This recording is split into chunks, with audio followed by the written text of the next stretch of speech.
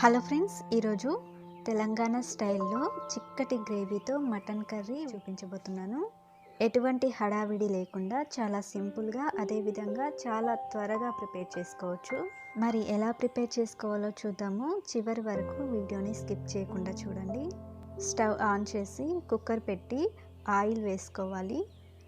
5 table స్పూన్ల దాకా oil వేసి వేడెక్కిన తర్వాత జీలకర్ర వేసుకొని చిటపటలాడిన తర్వాత ఉల్లిగడ్డ ముక్కలు వేసి కలుపుకోవాలి. ఉల్లిగడ్డ ముక్కలు కాస్త మగ్గిన తర్వాత కొత్తిమీర, కొంచెం పుదీనా వేసి కలుపుకోండి. ఇలా తాలింపులో పుదీనా, కొత్తిమీర వేయడం వల్ల ఫ్లేవర్, టేస్ట్ చాలా బాగుంటుంది. ఇవి కూడా కాస్త ఫ్రై అయిన తర్వాత 1 టేబుల్ స్పూన్ దాకా అల్లం వెల్లుల్లి పేస్ట్, కొంచెం పసుపు వేసి కలుపుకోవాలి.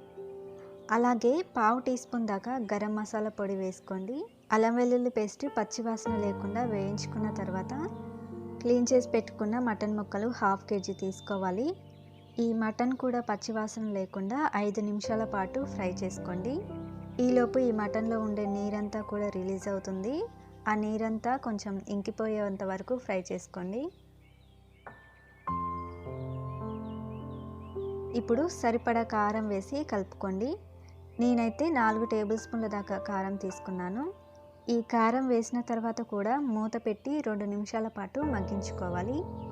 ఆ తర్వాత మూత తీసి ఒకసారి బాగా కలిపి ఇందులో ఇప్పుడు నీళ్లు పోసి కలిపి మటన్ ముక్కలు మునిగేంత వరకు నీళ్లు పోసి కలుపుకోండి. ఆ తర్వాత కుక్కర్ మూత పెట్టి మటన్ ముక్కలు మీడియం సైజులో ఉన్నట్లయితే 3 విజిల్స్ వచ్చేంత వరకు ఉడికించండి. కాస్త పెద్ద సైజులో ఉన్నట్లయితే 4 to 5 విజిల్స్ దాకా ఉడికించండి. మూత పెట్టిన తర్వాత నేను మరొక పొయ్యి మీదకి మార్చుకుంటున్నాను. ఈ విజిల్స్ కంప్లీట్ అయ్యేలోపు కొబ్బరి మసాలా పేస్ట్ని సిద్ధం చేసుకోవాలి. దీనికోసం ఫ్రై ప్యాన్లో కొబ్బరి ముక్కలు వేసి రోస్ట్ చేసుకోండి. బాగా ఎర్రగా వేగనివ్వాలి. ఎండు కొబ్బరి ముక్కలే తీసుకోవాలి. ఇవి ఎర్రగా వేగిన తర్వాత ఇందులో దాల్చిన చెక్క, సాజీరా, అలాగే ఇలాచీలు, లవంగాలు, గసగసాలు వేసి రోస్ట్ చేసుకోవాలి. ఇవి వేగిన తర్వాత స్టవ్ ఆఫ్ చేసి పూర్తిగా చల్లారనివ్వండి. పూర్తిగా చల్లారిన తర్వాత మెత్తగా పేస్ట్ చేసి పెట్టుకోండి.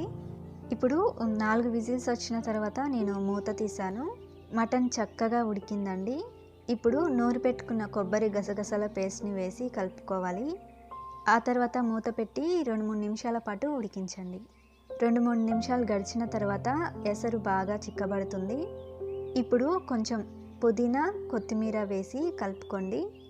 ఆల్రెడీ గరం మసాలా తాలింపులో వేసాము. అలాగే కొబ్బరి పేస్ట్ నూరుకునేటప్పుడు కూడా మసాలాలు వేసాం కదా, మళ్ళీ సపరేట్గా వేయాల్సిన అవసరం లేదు మసాలా పౌడర్.